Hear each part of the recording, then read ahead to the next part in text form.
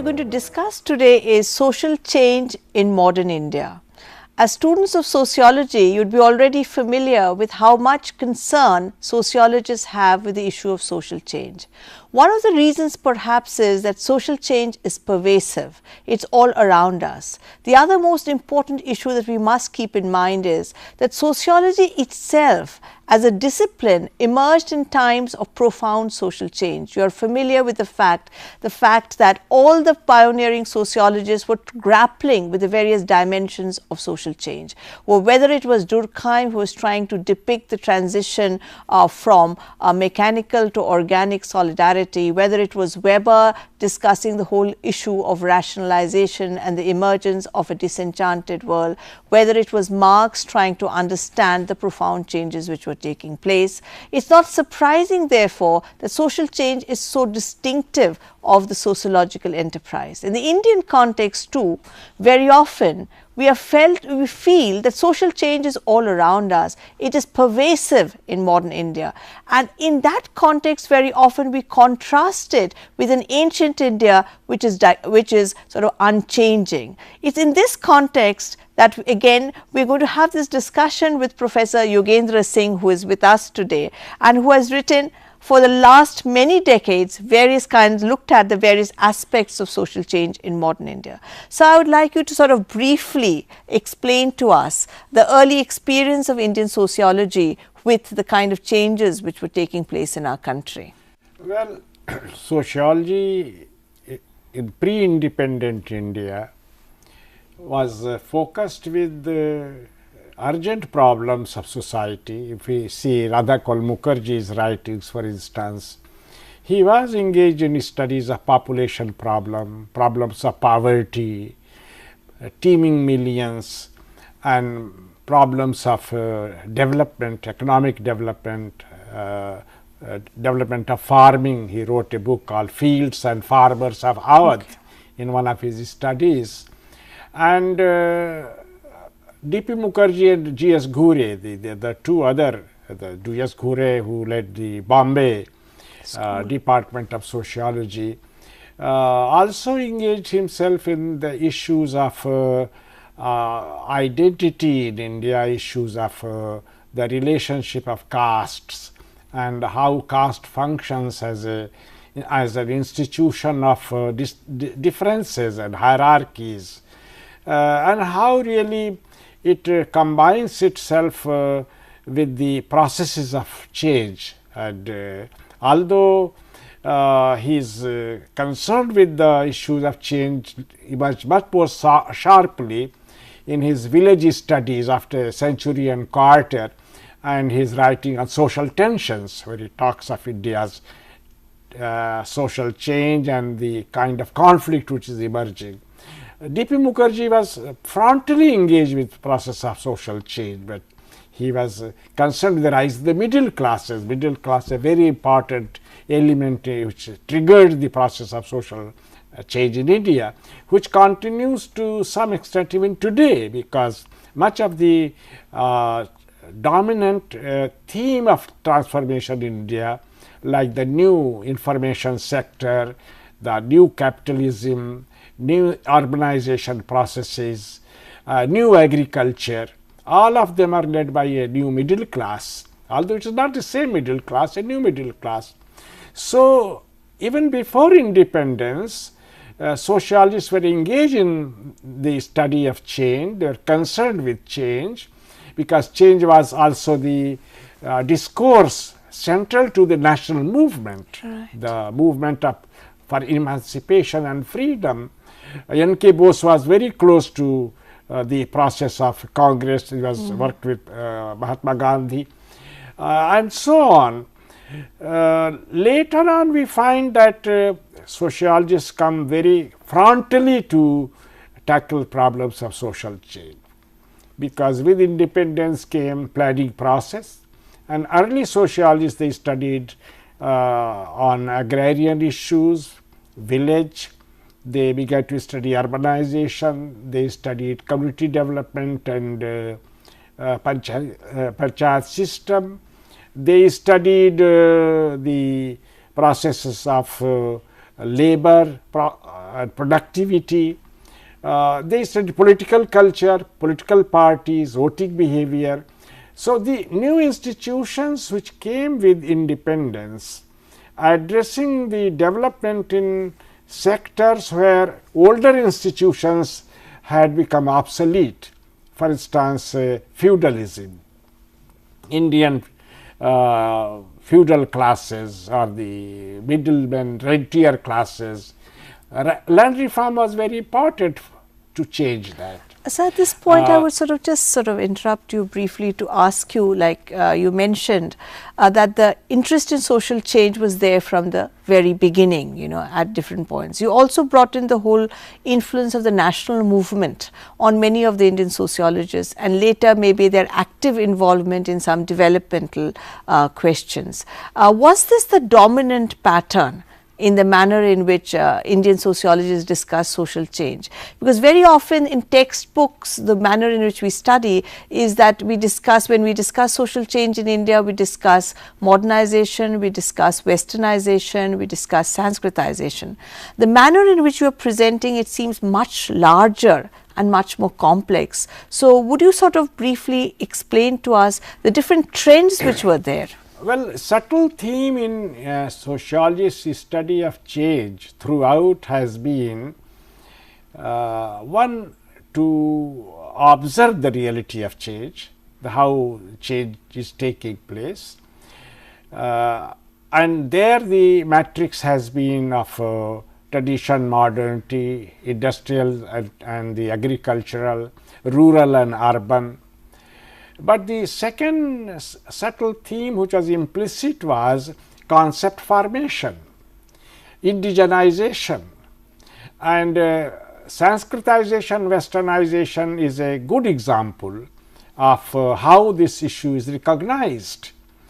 Although westernization is a concept which is used by Professor M. N. Srinivas in a very historically bounded manner, but later on he did recognize its wider implications, because westernization is not one but multiple, and therefore it is a generic concept rather than specific to is one style, one way of looking at things, one way of defining one's identity and the goals of social transformation. So, we find similarly the consciousness of indigenization, consciousness of this kind in many other sociological writings of that period. For instance, in the writings of Professor Dubey or I.P. Desai or Kapadia, who studied family system, we review their contribution. Ramkrishna Mukherjee, for instance, in his several writings takes this perspective on change within the framework of the Indian tradition, Indian cognitive systems. In fact, here I find two ways that Indian sociologists seem to be responding. One was the empirical tradition, and in the empirical tradition, such as writings of Professor I.P. Desai, we find he skirts the issues of theory, skirts the issues of East and West, and directly tries to look at reality and then observation over a sustained period, over a long time cycle, that is for instance the study of Mahova, the family, the family cycle. He finds that it tells his own theoretical story, because his study of Mahova family, though not anchored in theory to begin with, comes out with a theory that one has to look at the cyclical transformation in family from single family to joint family, rather than a linear concept of the single family and joint family as we inherited from the West. So, here we find a good example. In fact, if you look at the Asiatic tradition of sociology, then this is a skill and a tradition which Japanese developed. They did not go in their sociology, there is no conscious effort to build theory, there is empiricism. Professor Ramakrishna Mukherjee looks at sociology from a slightly different perspective, because he accepts theory, but he accepts theory as a inductive deductive process, not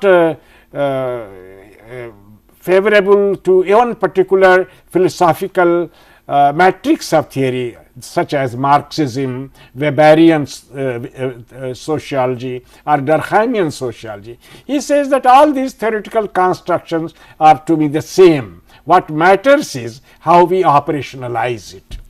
So, sociologist's task to him is to operationalize conceptual categories, and it is in that process lies the process of indigenization, because we cannot operationalize any theoretical construct without taking into note the empirical realities of contemporaneity, of here and now. That is where it takes control of the problem of indigenization as a whole. So, there are different types of solutions that Indian sociology was offering throughout 50s and 60s and 70s.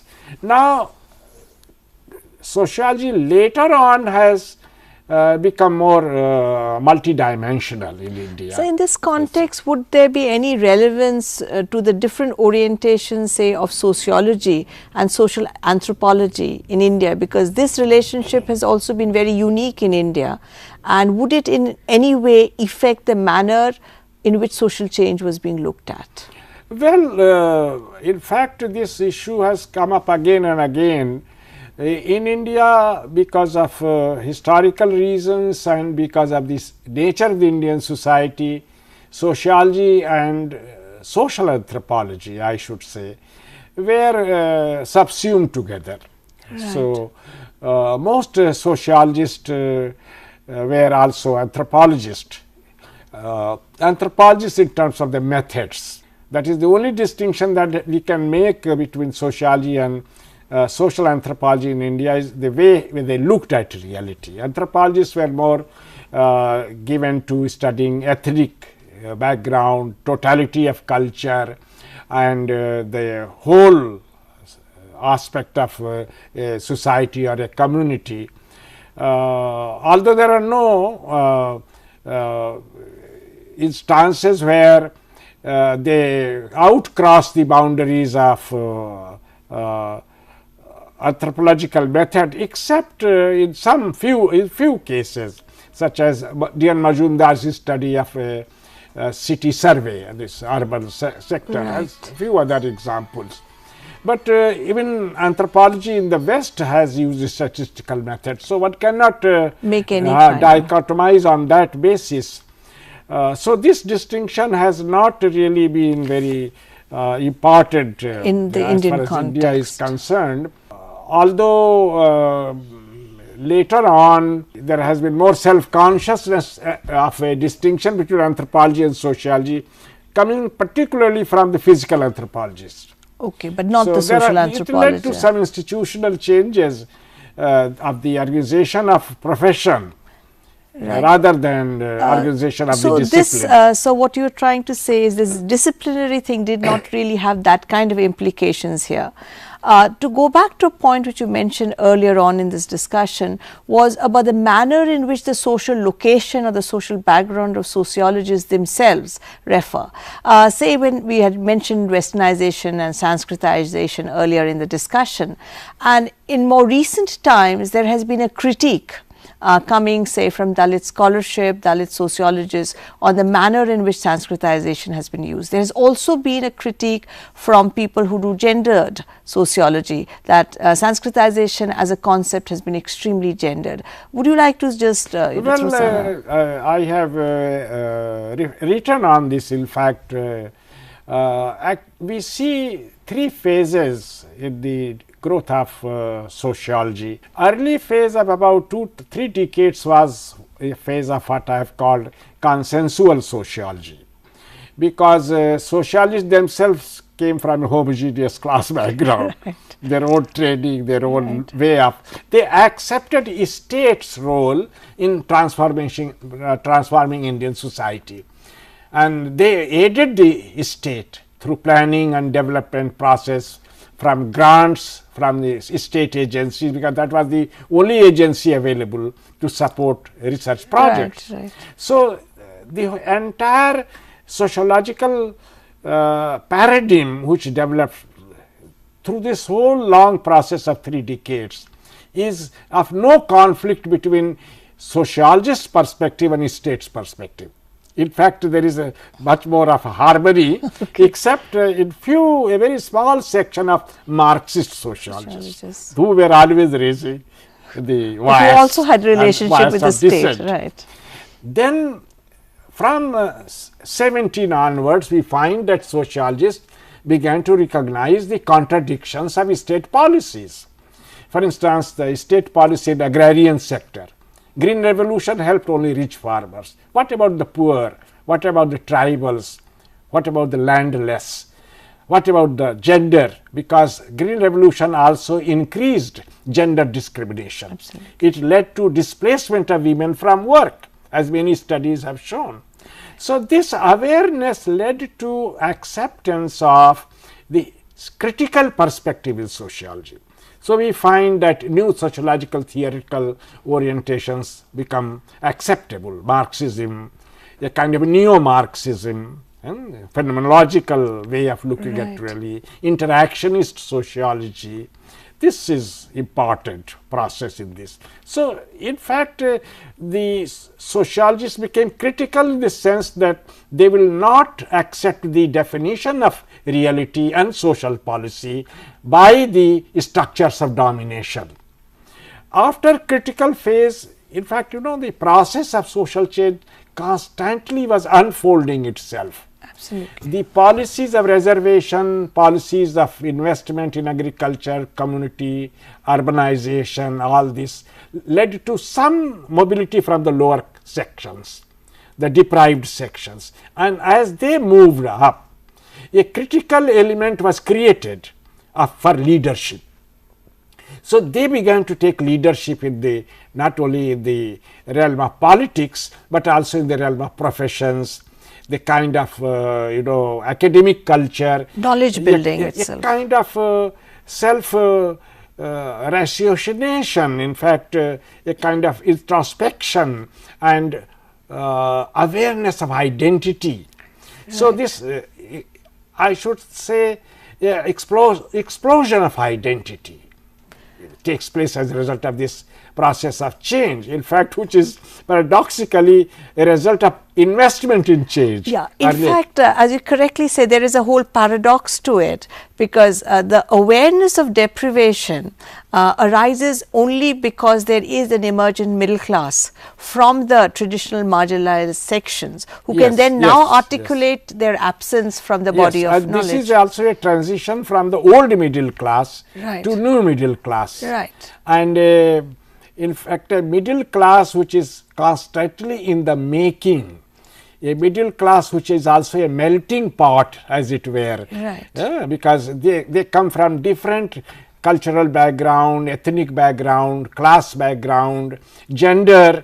Absolutely. And a new framework of emergent centers of productivity, that is the production of knowledge, production of information, communication, in all these different areas which are now pervading, they are taking root, the new definition of class is taking place. Right. So, if you look back, say, at the central concepts which are used in sociology, whether it is caste, class, region, ethnicity, tribe, each of them has been undergoing some kind of theoretical questioning and interrogation, precisely because you now have greater visibility of people who now speak on those. The whole issue, say, in the West, when you said Western scholars studied Indian sociology, but once Indian sociologists started studying them, you had a different perspective. So, you had earlier a whole discussion, say, of caste tribe relationship. So, whereas you have the emergence of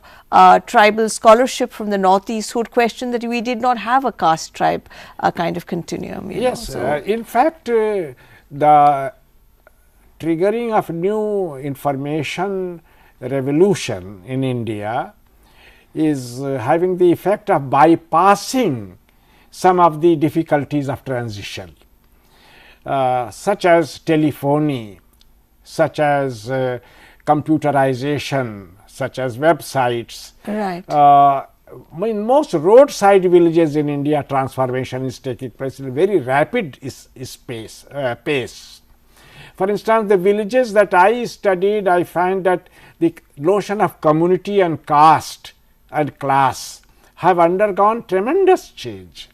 The caste structure has lost its control over the caste members of the same community, because they are now migrated. They have migrated from the village to different parts. So, the control of caste over the members declines, has diminished, and therefore, the ritual structure, the kinship structure which governed the traditional relationships has become not as viable as in the past.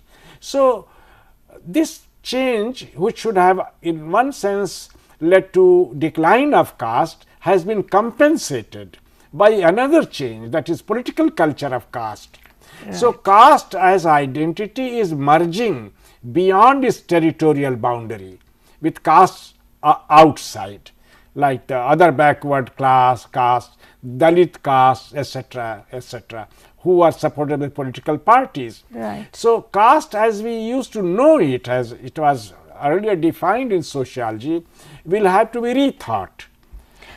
So, although it is not totally gone, it offers the anchorage, the root, which is there, but it is undergoing tremendous change. So, in fact, this is probably in a certain sense related to, say, the whole idea of the nation as an imagined community, which becomes a political entity.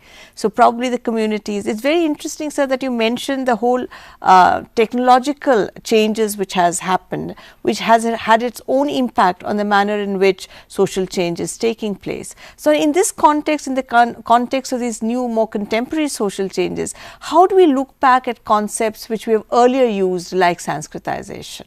In a certain sense, would it still be valid? Would the reference models change because technology has taken over?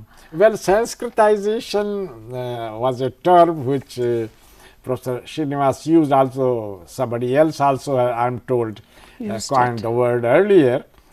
But the context in which he studied was specific to first his study of the Kurgs, where he used that at one time used the word Brahmanization, and it became later on Sanskritization, which as he defines is the other lower caste in the caste hierarchy, borrowing the lifestyle and the customs and cultural elements from the upper castes. Well, this framework was valid for some time, but social change in India completely altered the context. One of the changes was political empowerment through voting behavior. Right. So, most places it is the lower caste which came into power. In fact, power in most states shifted from Brahminical and upper caste to the OBCs. Right. Because of this. Entire South India, where Brahmin were dominant, they lost power totally. So, this made Sanskritization non-attractive. In fact, it became neutral term. They would rather celebrate their identity rather than borrow from somebody else's culture. Right. So, I should think that Sanskritization has viability only in the sense that Sanskritization means larger ambience of the Indian tradition. So, it would if we enlarge it in that sense, then we can say that we have still not given up the notion of Sanskritization. Right. We are conscious of our own tradition. So, likewise, westernization in the globalized context would have also undergone similar changes. That too has become very porous. because of globalization. Right. So, what is Indian becomes dominant, and probably you may have a reverse process taking exactly place. This has happened. Yeah. And both in terms of Sanskritization and westernization. Right, because political empowerment has annulled the notion of Sanskritization. Right. Globalization has annulled the concept of westernization. Right. So, we are in a new process of transformation. As we sort of come to the tail end of our discussion, I would really like to thank you, sir, for being able to share your rich experience with the people. And before we wind up today's discussion on social change in India, you would have again noticed the very close relationship between knowledge production and the people who produce the knowledge, because very often we tend to see what is written as something which is God given or divine, whereas actually people, human beings, women and men,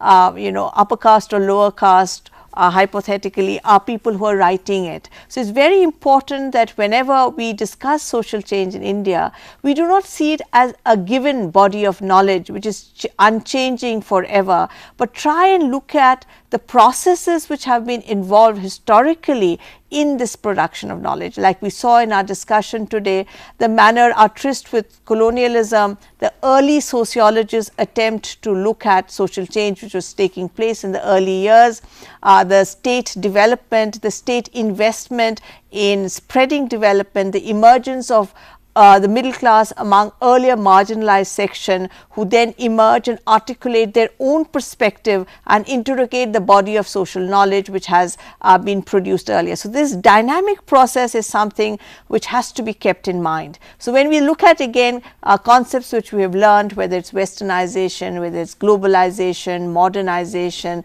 Sanskritization, we have to look at this particular process in a continuum form. Thank you very much, sir.